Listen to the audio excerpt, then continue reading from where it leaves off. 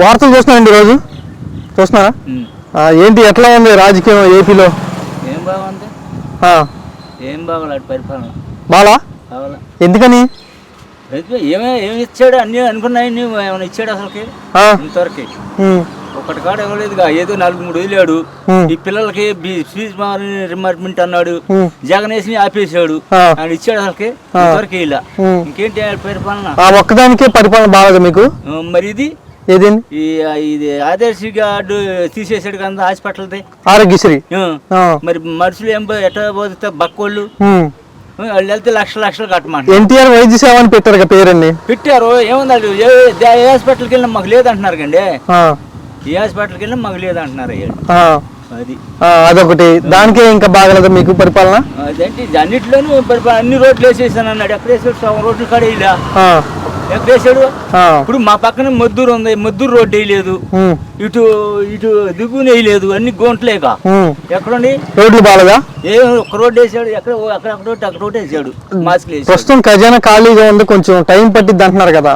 ఇంత ఖజానా కోట్లు తెస్తాంటే అప్పు కోట్లు తెస్తున్నాడు. ఆ డబ్బు అంతా ఏం చేస్తున్నాడు?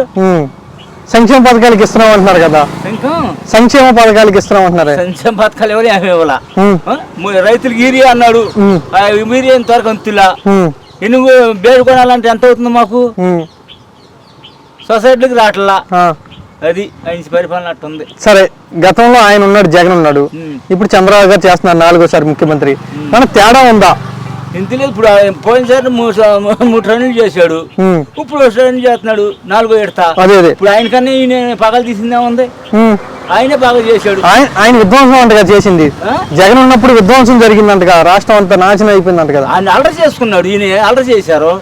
అట్లా కుపారు చేసి అల్లరి చేసి జగన్కి ఓట్లు లేకుండా చేశారు వాళ్ళంతా.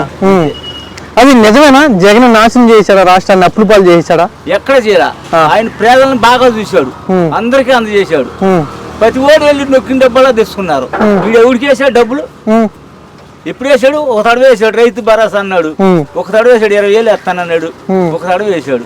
ఎప్పుడు వేసాడు? సంక్షేమం ఇస్తున్నాం, అభివృద్ధి కూడా చేస్తున్నాం అంటున్నారే. బాగా చేస్తున్నాడు, బాగా చేస్తున్నాడు. కూటమి ముగ్గురు కలిసి ఇసుక అన్నాడు, ఉచిత ఇసుక అన్నాడు. నేను లారీలకి ఇస్తాను, తాటలకి ఇస్తాను, ఊరినే కొట్టుకోమన్నాడు. అంతా దోపిడేగా, వాళ్ళే దోచుకుంటున్నారుగా.